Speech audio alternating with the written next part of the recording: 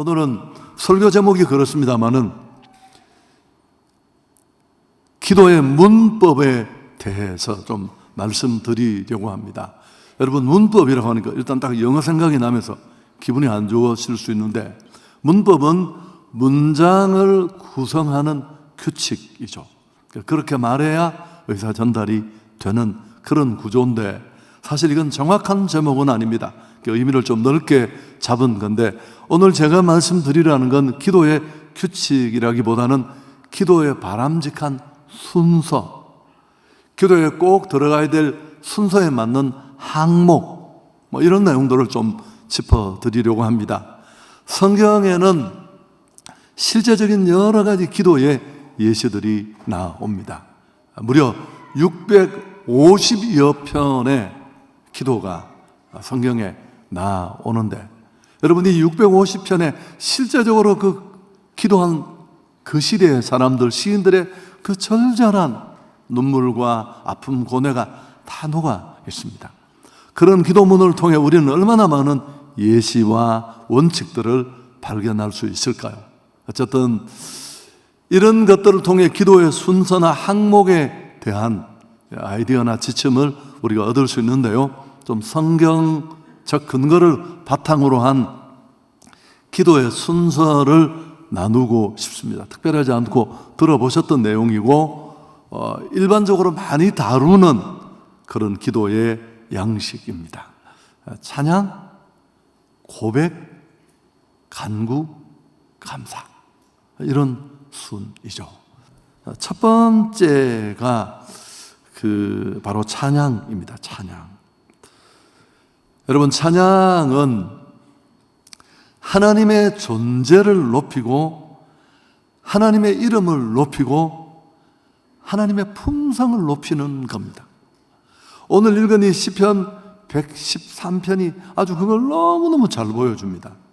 할렐루야, 여호와의 종들아 찬양하라, 여호와의 이름을 찬양하라. 이제부터 영원까지 여호와의 이름을 찬송할지로다. 어떤 이해 때문에 당신이 내게 이런 응답을 주어서 찬양하는 게 아닙니다.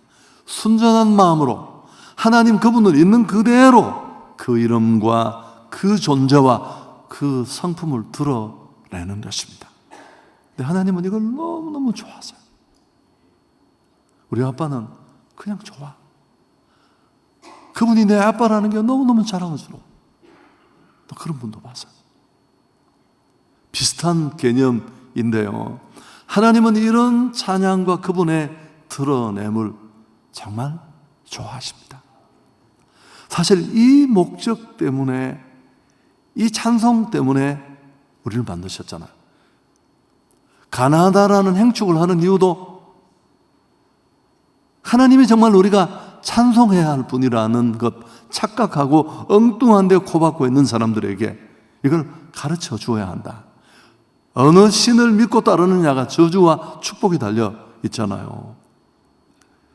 여러분, 하나님과의 어떤 이해관계 때문에 그분을 높이는 것은 구태여 분류한다면 감사에 속할 것입니다. 참 중요하지만, 그러나 그런 것들을 떠나서 그분의 존재, 이름, 성품 그 자체를 높이는 것 참 중요합니다. 근데 우리 한국 사람이 가장 못하는 게 이 부분이에요.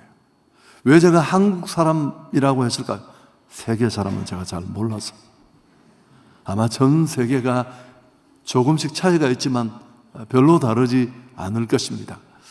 우리가 그렇게 하나님을 순수하게 그 존재와 이름을 높이며 찬양할 때 정말 하나님을 영화롭게 할 수 있습니다. 시편 이 113편을 읽어보시면 그냥 대짜고짜 할렐루야로 시작을 해요. 무슨 하나님 내 사업을 축복하시고 좋은 대학에 합격하게 하시고 구질구질하던 내 인생 이렇게 빛나게 세워주시고 이런 게 없어요.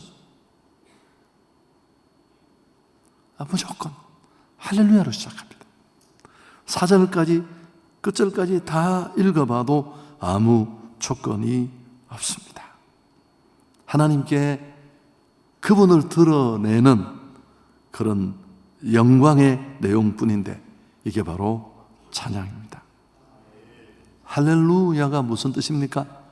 여호와를 찬양하라. 이 자체가 그 뜻이에요. 저 같은 목사들이 너무 추임새 정도로 할렐루야를 사용한 게 문제입니다만, 할렐루야는 여호와를 찬양하라. 그게 우리 목적이고 존재 이유이니까요. 자, 두 번째가 뭘까요? 그렇습니다. 고백, 회개, 뭐 같은 얘기인데 저는 이 두 번째 단계가 참 중요하다고 생각하고요. 여러분, 우리가 하나님 앞에 드리는 기도를 방해하는 가장 큰 걸림돌 장애물은 죄입니다. 시편 66편 18절 함께 읽어볼까요? 내가 나의 마음에 죄악을 품었더라면 주께서 듣지 아니하시리라. 하나님은 내 죄를 많이 아시는데, 주홍같이 붉은 그 나의 허물을 다 알고 계시는데 가증하게 기도한다면, 그래서 먼저 자기 죄를 고백하고 기도로 나가는 건 중요한데, 이를 통해 하나님과의 관계를 회복하고 순수한 마음으로 그분 앞에 나갈 수 있습니다. 그래야 내 기도가 상달되고 내 제사가 하나님 앞에 올려집니다. 이게 탈무드에 나오는 말인데요, 하나님과 가까워지는 법은 회개, 기도, 자선. 야, 이것도 진짜 곱씹을 만해요. 여러분, 누군가 영향력 있는 사람과 가까워지기 위해서 우리는 소개하는 줄도 대고 뭐 이런저런 뭐 결혼식에 참여도 하고 그렇잖아요. 하나님과 우리 사이도 관계고, 기도는 그 관계의 연장선상에 존재하니까요. 그 하나님과 가장 가까워지는 법은 죄 때문에 벌어진 그 틈을 회개로, 고백으로, 죄를 낱낱이 그분 앞에, 보혈 앞에 던짐으로 씻어내는 것입니다. 그리고 두 번째가 기도가 나와요. 가난한 자를 돌보는 것은 더 이야기하지 않겠습니다. 역시 하나님의 마음.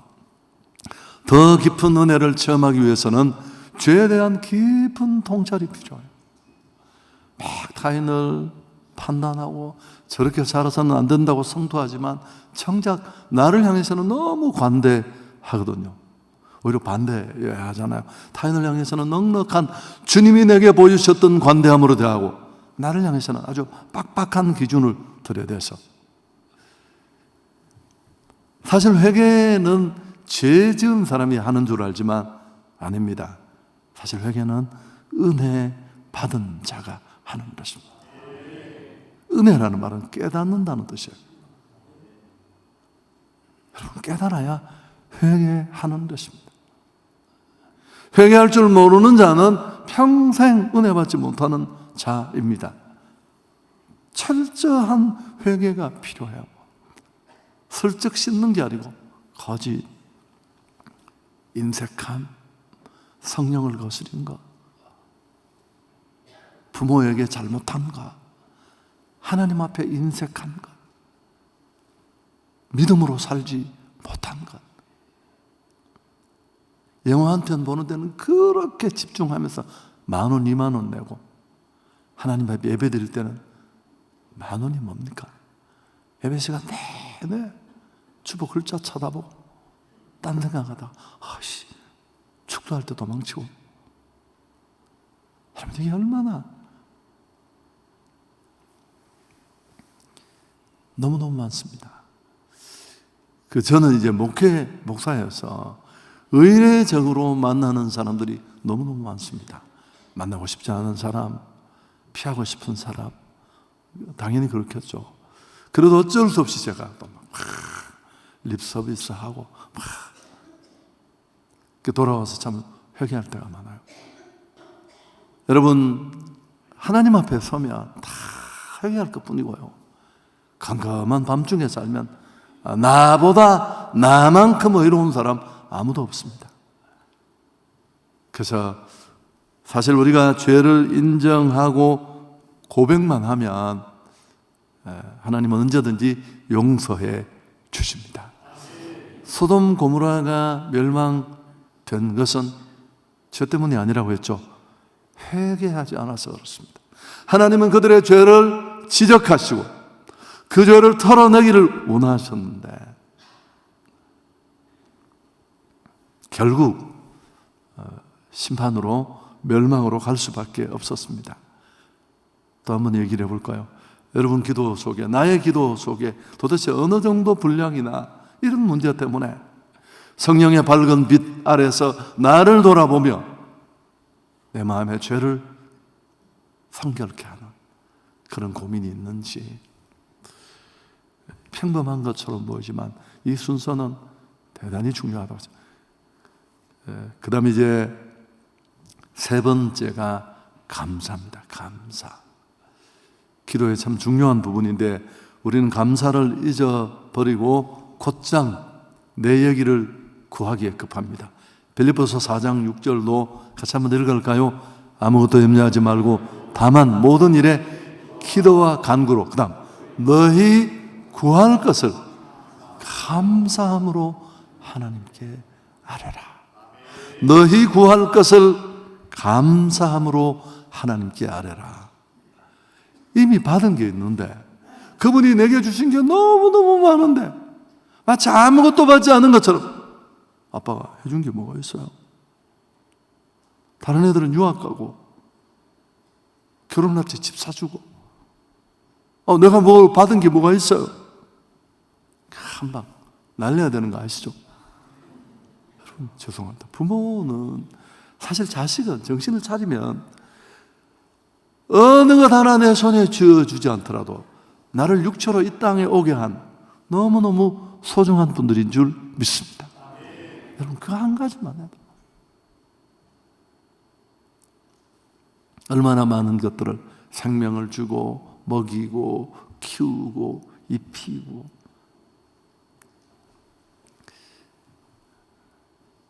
여러분 이런 인간에게 뭘 더 주면 과연 그게 도움이 될까요? 제가 인간적으로 한번 생각을 해보자는 거죠. 점점 파렴치하고 배은망덕하고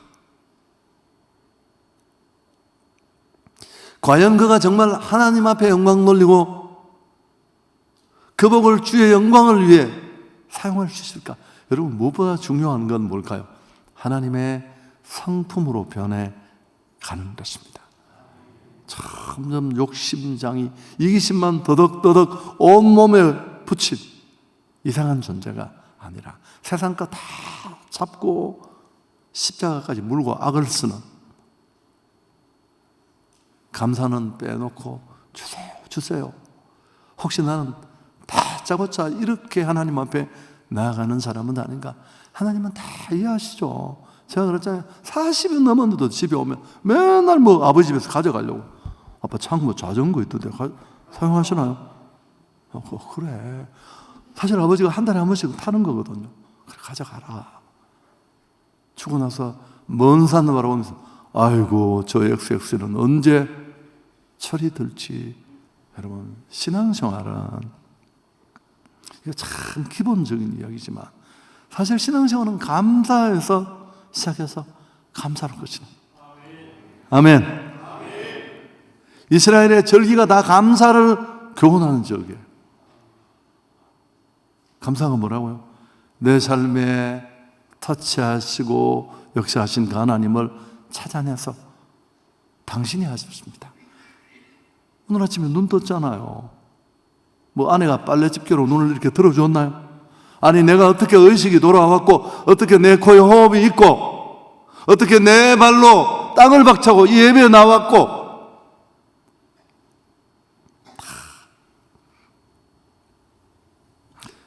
나는 정말 받은 게 없다 싶지만 나는 정말 숟가락 하나 아버지에게 못 물려받았다 싶지만 한번 적어볼까요? 얼마나 이미 많은 것들을 누렸는지.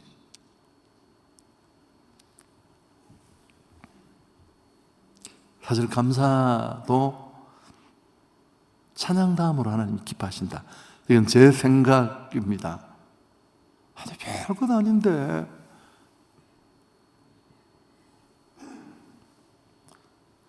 당신이 도와주셨고 당신이 하셨고. 여러분, 감사할 때는 구체적으로 감사해야 합니다.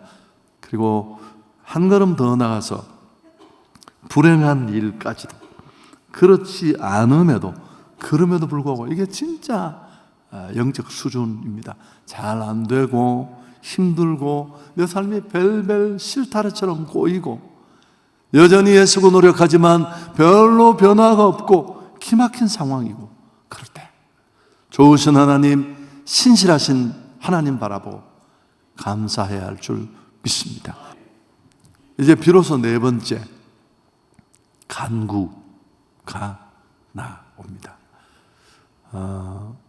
여기는 여러분, 이 간구 속에는 내 기도만 있는 게 아니라 타인의 기도, 그러니까 도고와 나의 기도, 중보와 나의 기도가 다 들어있습니다. 우리의 기도는 먼저 자신만을 위해서는 안 됩니다. 왜냐하면 순서가 이렇게 되면 기도하면서 자꾸 이기적이 될 수 있습니다. 나의 하니까. 근데 우리는 이 이기성을 줄이기 위해서 의도적으로 이 순서를 지킬 필요가 있어요. 그래서 나를 위한 간구보다는 도고가 먼저, 중보가 먼저입니다. 디모데전서 2장 1절에도 그러므로 내가 첫째로 원하노니 모든 사람을 위하여 간구와 기도와 감사를 하되, 사실 성숙해진다는 건 바로 기도가 이런 수준에 이르는 겁니다. 조금씩 우리가 성숙의 단계로 나아가면 중보 기도에 관심을 가지게 되고 예수님처럼 기도하고 싶다는 소원이 생깁니다. 여러분, 한 인간의 크기는 그의 신장을 말하는 게 아니에요. 178, 180 그건 아무것도 아닌 거예요. 껍데기. 한 인간의 크기는 신장이 아니라 기도의 크기입니다. 그의 기도 범주가 무엇인지 온 세상을 끌어안고 기도하는 사람이 세계적인 사람인 줄 믿습니다. 여러분, 그렇게 기도가 커지면 누림도 축복도 커지게 될 줄 믿습니다. 작은 것 붙들고 맨날 침 흘리면 정말 점점 더 편협하고 초라하고 쪼글망탱이가 되는 겁니다. 기도할 때 내 가정, 내 교회 이렇게 기도하면 좋지만 우리 마음은 늘 그렇게 발 빠르지만 좀 우리가 의도적으로 이런 기도를 조절할 필요가 있습니다. 기도를 통해 하나님을 닮아가야 하니까요. 먼저 타인을 위해서 기도하고 타인의 구원을 위해서 간구하고, 주변에 보이는 교회들, 한 달 전쯤에 앞에 열방교회 담임 목사님이 또 바뀌셔서요, 그분이 저를 만나자고 찾아왔습니다. 너무너무 정중하게 참 보기 좋았고요. 또 손을 맞잡고 기도하고 진심으로 제가 조언도 하고, 우리 자주 교제하면서 저보다 나이는 한참 어리신 분이지만 교단이 뭐가 중요하고, 우리가 경쟁업체가 아니잖아요. 함께 하나님의 나라를 만들어가는 동력자인 줄 믿습니다. 여러분, 한번 나라와 민족을 위해서, 주변의 교회들을 위해서, 또 내가 기도 부탁받은 사람들을 위해서 제자 훈련할 때 기도 부탁하잖아요. 그렇게 해보면 또 정말 온 세계 별로 관심이 없는데 세계 영은 다니지만 그래도 기도 시간에 아프리카를 끌어안고 우크라이나의 아픈 사람들 생각하면서, 여러분, 이 마음의 사이즈가 얼마나 커지고 그 그릇 속에 하나님이 복을 마구마구 주어주시고 영향력도 커질 줄 믿습니다. 그리고 비로소 나를 위해 기도하는 시간입니다. 여러분, 이것도 정말 기도할 때도 영적인 기도가 꼭 앞서 나와야 합니다. 남편이 사업이 무너지고 지금 생계가 어렵지만 하나님 살려주세요. 쪽팔려서 못 살겠습니다. 우리 남편 직분하셔. 여러분, 그 기도가 아니라 하나님 이런 일을 통해 이 위기가 전화의 복이 되게 해 주옵소서. 좋은 날 경험하지 못했던 은혜, 믿음이 쑥쑥 자라서 거목이 되게 해 주옵소서. 우리 아이가 고3이지만 또 시험에 낙방했지만 이런 위기를 통해 하나님을 더 깊이 알게 하시고 믿음이 커지는 계기가 되게 해 주옵소서. 설교 정리하겠습니다. 오늘 말씀은 아주 기본적인 내용입니다. 그러나 저는 매우 중요하다고 생각하고, 여러분이 이런 항목과 순서로 기도하는 것은 대단히 유익합니다. 먼저 찬양하고 고백하고 또 감사하고 기도하고. 여러분, 가장 큰 축복은 기도가 균형을 갖게 됩니다. 여러분, 이 균형은 성장과 연결됩니다. 그리고 응답이 대단히 빠르고요, 깊이 있는 기도를 통해 중언 부언을 끌어내고, 그리고 좀 길게 기도하고 싶은 분이 계시잖아요. 길이에서 항상 양이 나오는 건 아니지만 대체적으로 그렇습니다. 개인 기도가 짧으면서 깊은 단계로 나간다는 건 사실은 꿈도 꿀 수 없는 일입니다. 이런 항목을 따라 쭉 기도하면 어렵지 않습니다. 우리가 하나님의 뜻대로 기도할 때, 바르게 기도할 때 하나님 영광 받으실 줄 믿습니다. 제가 이 얘기도 한번 한 것 같아요. 이건 이 바로 가까운 부천의 주한장로교회를 담임하시다가 지금은 은퇴하시고 원로 목사님이 되신 나겸일 목사님이 부흥에 와서 대구에 제가 참여했다가 들은 얘기를 스크랩해 둔 겁니다. 이분이 이제 어느 기도원에 부흥 집회를 인도하러 가서 낮 시간 공부를 마치면 12시쯤 되잖아요. 이제 방으로 들어오려고 하는데 그 기도원에 일하는 분이 어떤 분이 목사님을 꼭 만나고 기도받고 싶어 한다. 중환자인데 불편하지만 가 봤더니만 여자분인데 바로 죽음 직전이었습니다. 위암이 걸려서 바짝 말라 죽어가고 있었는데, 그래서 나를 아느냐고 물었더니만 목사님을 향해 김아무개를 아느냐고 묻더래요. 목사님하고 대전고등학교 동기였습니다. 그래서 제가 바로 그 사람의 누나입니다. 생각을 해보니까 그 친구 집에 여러 번 놀러를 갔습니다. 그때마다 누나가 라면도 끓여주고 대접해주는 그런 생각이 났습니다. 그래서 어떻게 됐느냐고 자초지정 물었더니만 위암이 걸려서 일본에 가서 수술을 하고 또 어려워서 2차를 서울에 와서 수술을 했는데 전혀 차도가 없고 죽음 앞에 섰습니다. 얼마나 기도하느냐고 물으니까 하루 10시간 이상 계속 그냥 숨 쉬듯이 살려달라고 그렇게 하나님 앞에 기도하고 있다고, 이 원수 같은 난병 고쳐달라고. 그래서 목사님이 그랬대요. 다른 기도는 물으니까 그렇게 할 시간도 없고 마음에 여유가 없다고 했습니다.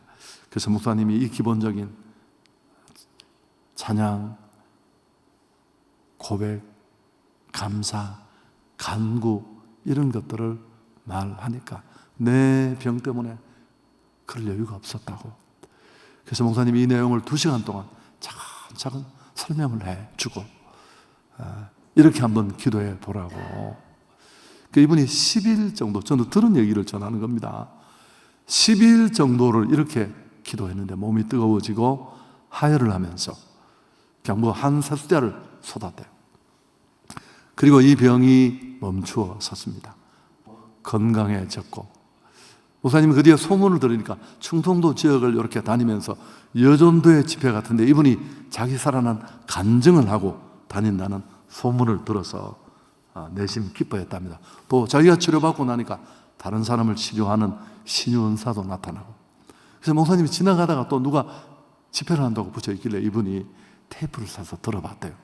그랬더니만 세상에 응답받는 기도는 이렇게 하는 것이 기도다라고 간증을 하는데 자기 해준 내용 그대로 하고 있다고요. 조신 하나님께